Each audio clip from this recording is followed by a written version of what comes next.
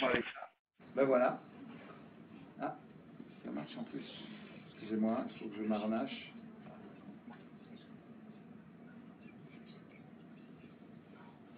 C'est bon? C'est pas à gauche tout à l'heure. Hein, ça marche comme ça. Voilà. Il y a dans la Bible ce que j'appelle la loi des montagnes.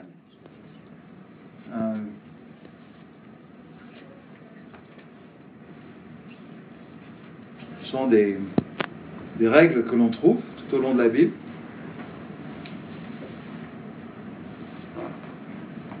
Et qui parsèment l'écriture. Est-ce que vous avez remarqué que la Bible parle souvent de montagnes? Vous avez vu ça? Il y a une montagne célèbre, la montagne de Sion, sur laquelle le temple est bâti. Il y a beaucoup d'autres montagnes que vous connaissez. Et moi, je voudrais vous introduire dans ce que j'appelle la culture de la montagne. Il y a des règles spirituelles, et les montagnes nous en enseignent quelques-unes. Et ce soir, je voudrais les partager avec vous. En tous les cas, vous en partagez 4. Vous n'aurez qu'à regarder dans vos parallèles montagnes, et vous allez voir qu'il y a beaucoup d'enseignements à tirer de ces différentes montagnes que l'on rencontre dans l'Écriture. En fait, les montagnes, c'est quelque chose qui est grand, qu'on voit de loin. Et dans le contexte de ce que je vais dire, les montagnes vont symboliser tout ce qu'on va rencontrer dans nos vies. Les bonnes, les moins bonnes choses, les difficultés, les oppositions. Et on va voir que face à certaines montagnes, il faut avoir certaines attitudes, et face à d'autres, il faut avoir d'autres attitudes. Et vous allez vous apercevoir que, bien souvent, malheureusement, face à la montagne X, nous appliquons le programme de la montagne Y, et face à la montagne Y, nous appliquons le programme de la montagne Z. C'est pour ça que ça ne marche pas. Tout simplement. Et il faut être attentif à cet enseignement sur les montagnes pour nous aider à avancer, vous allez voir.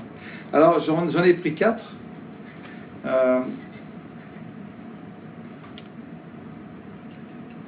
Je vais commencer par le chapitre 19 de l'Exode.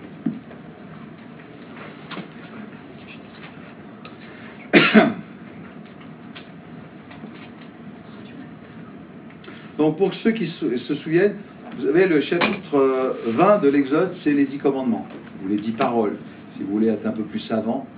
À l'époque de Charlton Heston, on disait les 10 commandements, mais maintenant, on a la Bible online, on dit les 10 paroles, ce qui est fondamentalement plus juste.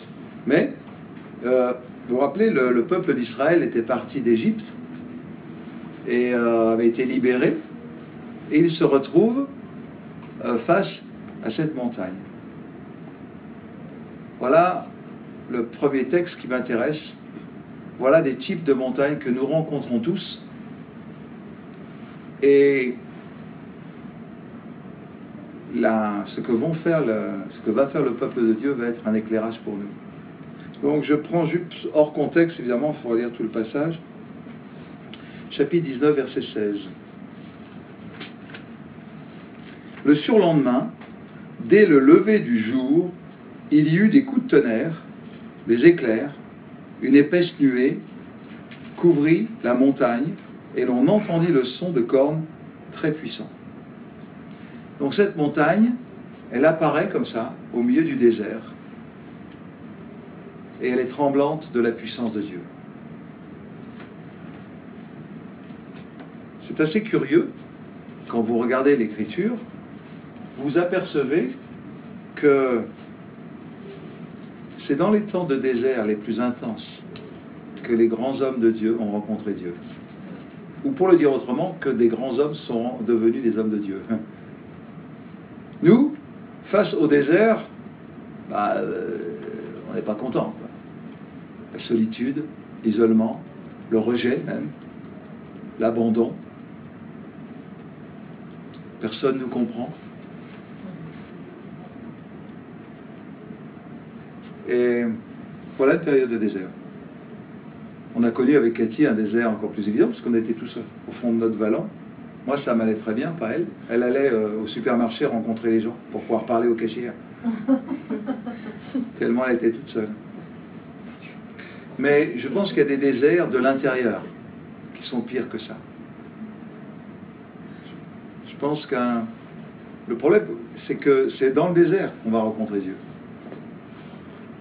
Et nous, quand on approche même du désert, on n'a qu'une idée, c'est de s'enfuir. Tu vas jamais rencontrer Dieu. En tous les cas, jamais rencontrer le Dieu qui veut te rencontrer. Et les chrétiens devraient avoir cette culture du désert, cette intelligence du désert. Vous savez, en Israël, il y a ce qu'ils appellent des classes de désert. Nous, on a des classes de mer, classes de neige, classes de montagne, je sais pas comment on appelle ça, des classes vertes. Eux, ils ont des classes de désert. C'est-à-dire que le désert fait partie de la culture profonde des Israéliens. Israélites. Et là, en plein milieu du désert, se dresse une montagne. Parce que encore, quand tu es dans le désert, Dieu, il manifeste sa puissance sur la montagne. Si à la limite, il manifestait sa puissance dans le désert, simplement, ce serait pas mal. Non! C'est sur la montagne. Et cette montagne-là, celle-là, il faut l'escalader. Alors on va voir un petit peu ce qui se passe.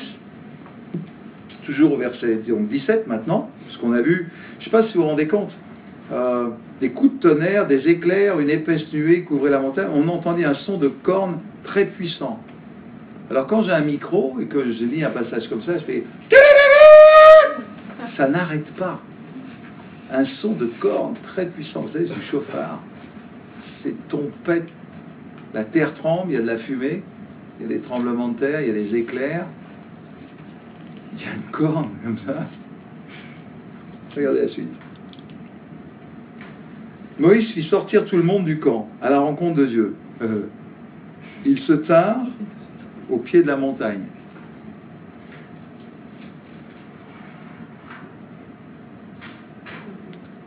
Le Dieu qui veut nous rencontrer, il est effrayant. On a appelé Moïse le prophète de l'effroi. C'est pas pour rien. Hein. Ce Dieu-là, on a peur de le rencontrer. Parce qu'il nous effraie. Le Dieu qui dit, je décide de tout, je fais ce que je veux. Qui est-ce que tu es pour contester? Celui-là, il nous effraie. Je parlais de ça avec quelqu'un hier soir, mais je ne peux pas accepter ça. Ben, arrache les moitiés des pages de ta Bible, alors. Si tu ne veux pas accepter que Dieu est souverain et qu'il fait ce qu'il veut, jusqu'où ça va, sa souveraineté? Il est effrayant, ce Dieu. Donc, le peuple est là, au pied de la montagne. Le mont Sinaï était entièrement enveloppé de fumée, parce que l'Éternel était descendu là au milieu du feu. La fumée s'élevait comme celle d'une fournaise, on aurait dit une espèce on appelle ça, quand les volcans sortent comme ça. L'éruption. Le problème, c'est que le mont Sinaï, c'est pas un volcan. C'est pas le problème. Toute la montagne était secouée d'un violent tremblement de terre. On était en Guadeloupe il y a quelques années et il y a eu un tremblement de terre mémorable. Ça a duré un quart d'heure. Je voyais le sol faire ça. C'était absolument incroyable. Bon, c'est pire là. Regardez la suite. Le son du corps allait en s'amplifiant énormément. Vous voyez le bruit, la terreur. Mais moi je pose la question, qui est-ce qui soufflait dans le corps? Qu'est-ce qui soufflait? Moïse parla et Dieu lui répondait dans le tonnerre. Ça a l'air simple. Je te parle, le tonnerre me répond, ou la voix dans le tonnerre, ou la voix de Dieu était telle qu'elle ressemblait au tonnerre, on ne sait pas trop. Vous voyez, il y a des gens qui ont une relation avec Dieu particulière quand même. L'Éternel était descendu au sommet du mont Sinaï. Il appela Moïse, et Moïse y monte.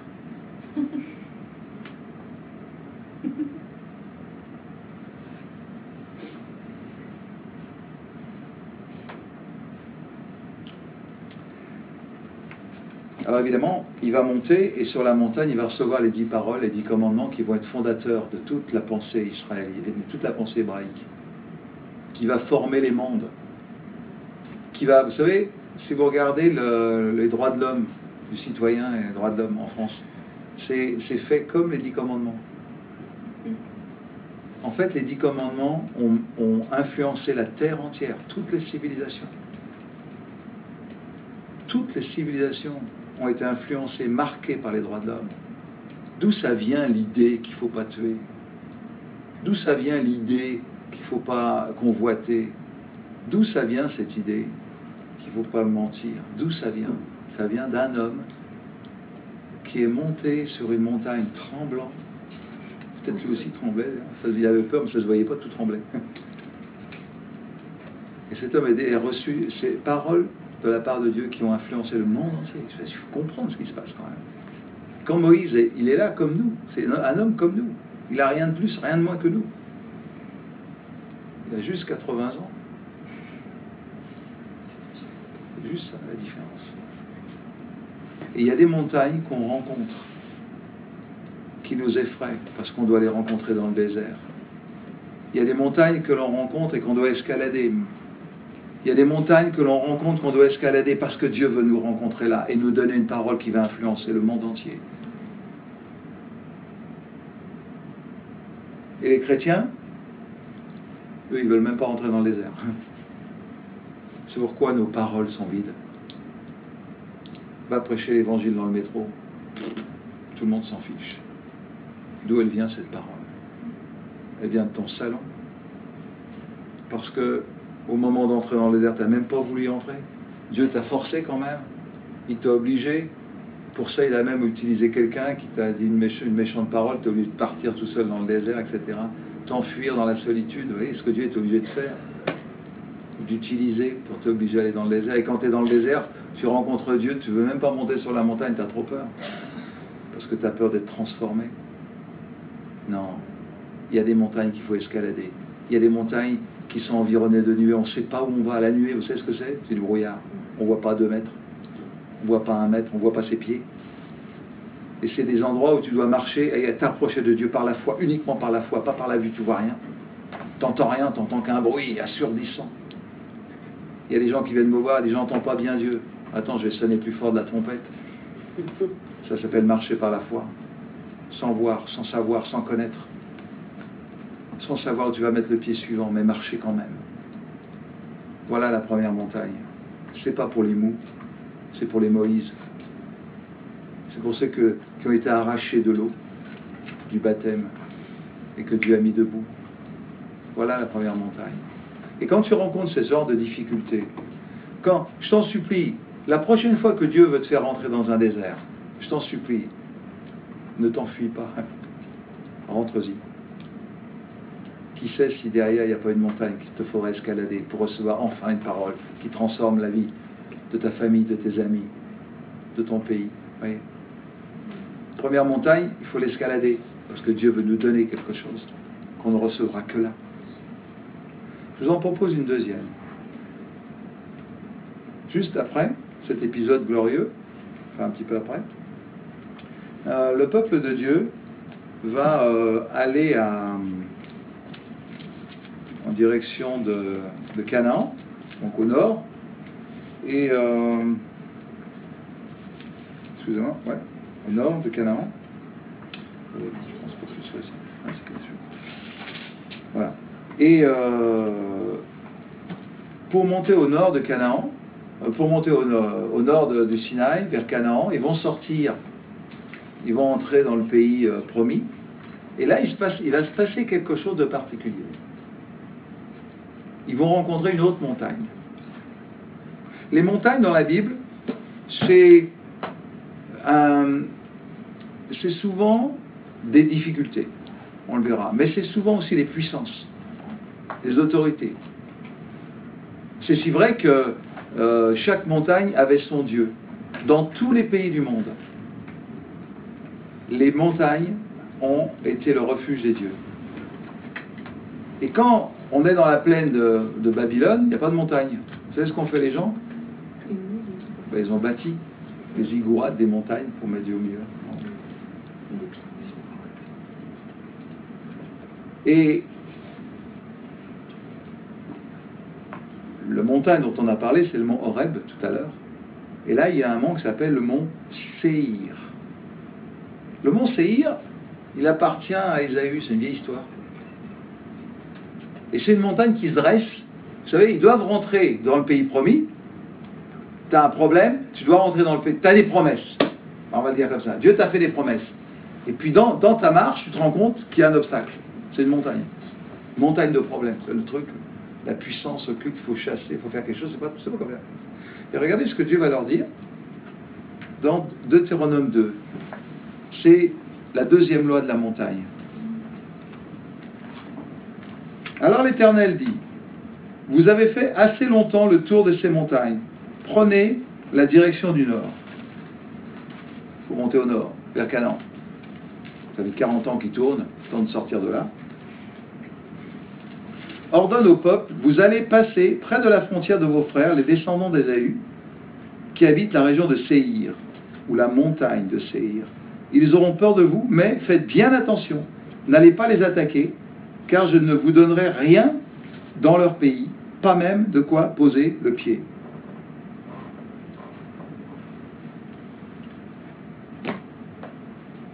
Il y a des montagnes qui sont devant ta bénédiction, qui s'opposent au fait que tu sois béni, et Dieu te dit, tu n'y touches pas. Tu fais le tour. Tu les affrontes pas. Il y a des puissances qui sont devant toi, il y a des obstacles qui sont devant toi, il y a des gens que Dieu a mis devant toi, il y a des problèmes que Dieu a mis devant toi, et Dieu dit, tu ne touches pas. Je vais vous le dire autrement, je vais le traduire autrement. Ne prie pas contre. Tu perdrais ton temps. Le problème, c'est que si tu es devant Séhir, et tu dis au nom de Jésus, je combats toutes les puissances, etc., tu perds ton temps. Parce que Dieu t'a dit, tu n'y touches pas. C'est pas compliqué. Fais le tour. Ils sont là devant moi. Tu me dis de monter au nord, c'est devant moi. Bah ouais. Je t'ai dit de monter au nord, c'est devant toi. Bah fais le tour quand même. On est tellement obnubilé. Dieu me l'a dit, il faut que je... Non. Dieu fait ce qu'il veut. Dans la marche, il peut te conduire ailleurs. Le problème, c'est que tu sais même pas que Séhir existe. Tu ne l'as jamais dit. Bon, pour toi, c'est comme d'habitude, quoi. À la limite, il faut monter sur la montagne de Séhir, aller arracher le dieu chaos, je sais pas quoi. Non. Dieu t'a fait une promesse. D'accord. Mais ne t'entête pas. Prie et demande au Seigneur quelle est la montagne qui est devant toi. Quel est son nom? Pour savoir comment réagir. Une troisième montagne, dans Matthieu 17.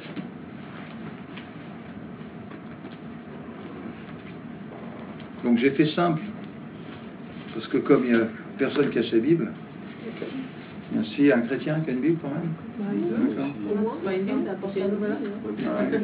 Quelqu'un m'a dit j'ai pas une Bible, j'en ai 10. Il sort un petit portable comme ça, je dis ouais. J'ai pas une Bible, j'en ai 10 et il me sort ça. Incroyable. Moi j'en suis resté au papier. Bon, 6 jours plus tard, Jésus prit avec lui Pierre, Jacques et Jean, son frère, et les emmena sur une, Matthieu 17, verset 1, et les emmena sur une haute montagne. C'est pas une petite montagne. Moi, je suis allé au Mont Tabor. Le Mont Tabor, c'est le lieu de la transfiguration. Je suis monté tout en haut. Je suis monté en voiture. Et oui, c'est vrai. Mais t'as avec Cathy, Fred et Isa, on est monté en voiture, mais d'en haut, on voit le lac de Tibériade, c'est très beau, etc. Mais bonjour, ce monte à pied. Hein. Vous connaissez le passage, il fut transfiguré devant eux, le soleil, le visage se mit à resplendir comme le soleil, ses vêtements prirent d'une blancheur éclatante, aussi éblouissante que la lumière, et voici Moïse et Élie leur apparurent, ils s'entretenaient avec Jésus, etc. Vous savez, il y a des montagnes qui sont difficiles à escalader. Mais en haut, tu vas voir Jésus transfiguré. Tu vas connaître la gloire de Dieu. Et ces montagnes-là, tu ne vas pas recevoir une parole qui va transformer ta vie. Hein. Pas du tout. Tu vas voir Jésus transfiguré. Ça peut transformer ta vie, d'ailleurs. Tu ne vas rien recevoir. Tu vas rencontrer un Dieu transfiguré. Et vous savez, il y a un texte, une chanson qui dit, et on le trouve dans la Bible, les gens, vous connaissez peut-être le chant, quand on tourne ses regards vers lui, on est transfiguré Paul dira selon la même image. Vous connaissez ce passage? Corinthiens. Transfiguré selon la même image. Je t'en supplie, le jour où tu as cette montagne devant toi, n'en fais pas le tour. Tu vas louper la transfiguration. Je vois les chrétiens, je vous assure, ils combattent contre des trucs, il ne faut pas combattre. Il faut éviter. Et il y en a qui évitent alors qu'il ferait mieux de monter. Et il y en a le désert, ils n'en veulent pas. Vous voyez, on est malheureux, nous les chrétiens, parce que d'abord, on ne connaît pas la loi des montagnes. Et puis on pense que toutes les montagnes se ressemblent. Et puis surtout, si le voisin fait ça, parce que attention, la montagne de la transfiguration, le fameux mont Tabor, pour moi, ça peut être la montagne de la transfiguration, mais pour toi, ça peut être le mont Sinaï. Les problèmes, moi j'ai fait comme ça, toi tu as fait comme ça. Si j'étais à ta place, je ferais comme ça. Mais t'es pas à ma place. Et on a tendance à projeter son don ou à mettre sur l'autre l'armure qui a dire Saül, le grand qui dépassait tout le monde du tête. Quand il voit David qui veut combattre contre Goliath, il dit, oh, tu vas te faire zigouiller, lui c'est un guerrier depuis qu'il est tout petit. Tu vas regarder. Le texte semble dire que David avait une tête de moins que tout le monde. Vous imaginez, une tête de moins, une tête de plus. Alors Saül, il dit, tu vas pas y aller comme ça, mets mon armure. Il prend son armure, il la met, David est gentil, il prend son épée, vous imaginez, l'épée plus grande que lui, et il dit, j'arrive même pas à marcher, je peux même pas marcher. Ce qui te va à toi ne me va pas forcément à moi. Hein.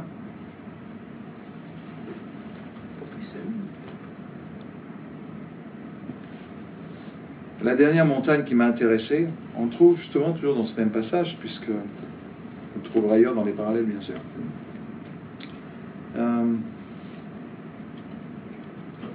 C'est qu'en descendant de la montagne, cette fameuse montagne, la transfiguration, où il voit le Christ transformé, où le Christ veut que nous soyons transformés. Au fond, qui voudrait être transformé à l'image de Jésus? C'est un bon scoop, ça. C'est une vraie question. Ça se fait seulement sur cette montagne. Nous, les chrétiens, on nous a dit, enfin, on nous a fait croire que le christianisme, c'était une vie paisible. Enfin.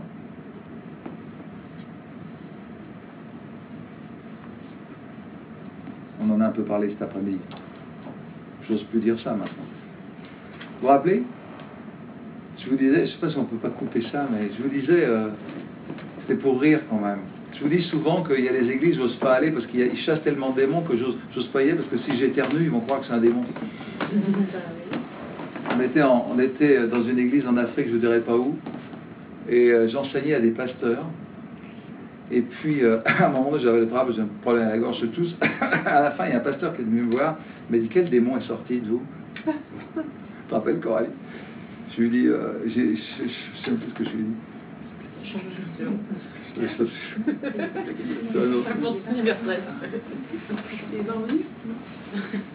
Dieu veut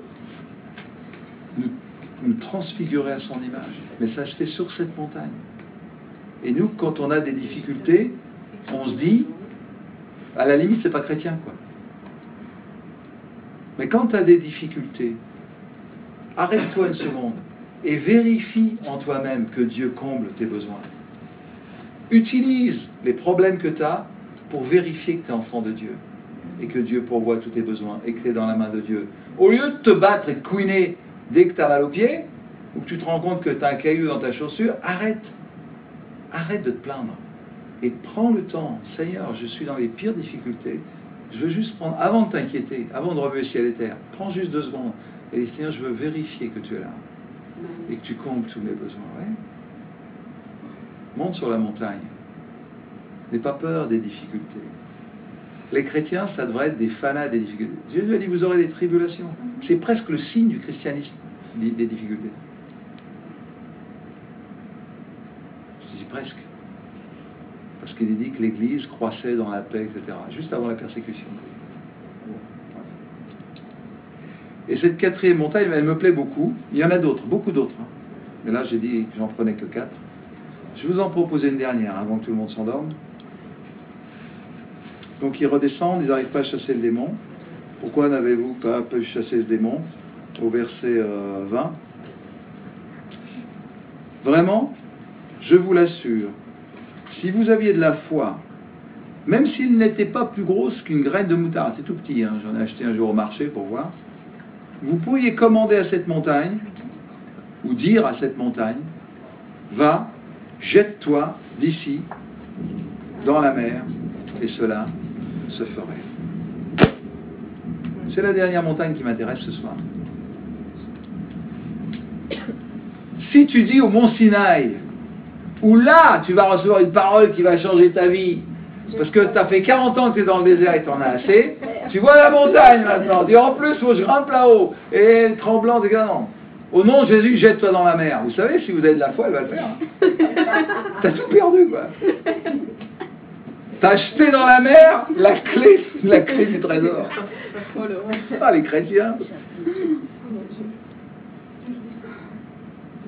Il y a des problèmes, des difficultés, des montagnes de difficultés, des montagnes de puissance occulte qui s'opposent à toi. Des fois, il faut leur dire simplement, jette-toi dans la mer. Au nom de Jésus, dans la mer. Je ne vais même pas combattre, dans la mer. Il y en a qui combattent les démons tout le temps. Moi, dans ma Bible, il marque que Jésus les a vaincus. Laisse un peu Jésus combattre lui-même. Les démons diront au fils de cela, Paul, on le connaît, Jésus, on le connaît, vous, on ne vous connaît pas. Il y en a qui parlent aux démons, on peut voir. Alors, cette dernière montagne, elle m'intéresse. Parce que elle met en marche la foi, comme les autres, hein, d'ailleurs, mais d'une manière différente. Je ne sais pas devant quelle montagne tu es. Peut-être tu es devant une multitude de montagnes. En fait, je suis allé au mont Sinaï, moi, et quand les contreforts du mont Sinaï, c'est les Alpes. Hein. Tu as des montagnes partout. C'est pour ça qu'on ne sait même pas autour. On ne sait pas où c'est le mont Sinaï. Mont Horeb, on ne sait pas. Il y a 2-3 montagnes, on se demande. Bref. Mais nous, les chrétiens, on est face à une montagne de montagnes. Plein de montagnes. Avant, identifier quelle est la montagne qui est devant vous. Et appliquer à la montagne qui est devant vous le bon remède. Je l'ai dit, mais je voudrais le répéter encore, ne montez pas sur la montagne qui doit être jetée dans la mer. N'attendez pas la transfiguration de celle que vous devez éviter. Mais je crois que Dieu est capable de nous guider et d'ouvrir nos yeux sur les réalités. Alors, quelle est la montagne qui est devant vous? Quel remède appliquer? Quelle démarche avoir?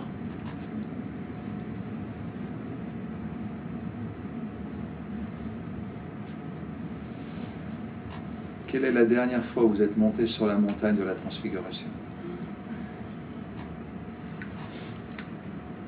Quelle est la dernière fois où, face à une difficulté monumentale, vous avez fait marche arrière, vous êtes rentré dans votre chambre et dans le secret, avec la parole de Dieu, vous êtes approché de Dieu, jusqu'à ce que sa parole vous transforme profondément. Les chrétiens qui ont de la bouteille, qui ont un peu d'années de conversion, si je puis dire, ils ont deux attitudes différentes. Soit ils sont endurcis. Quelle est la dernière fois que tu as rencontré Dieu? Oh, il y a 40 ans, quand je me suis converti, Dieu a fait ça et ça dans ma vie. Oui, mais depuis 40 ans, il n'a rien fait. Et puis il y a ceux qui ont plié les genoux devant Dieu et qui ont appris à s'approcher de Dieu, à utiliser les montagnes pour être transfigurés, pour être transformés, pour recevoir une parole de Dieu.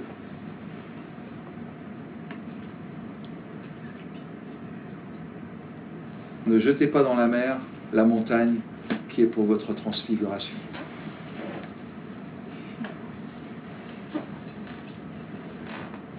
Ne faites pas le tour de la montagne où Dieu veut vous parler. Ne montez pas sur la montagne que vous devriez éviter. Et n'attendez rien de la montagne qui doit être jetée dans la mer. N'attendez rien. Alors vous réfléchirez, vous verrez, la loi des montagnes est intéressante. Et elle parle vraiment de ce qui nous intéresse. Donc j'aurais juste prié pour que nous puissions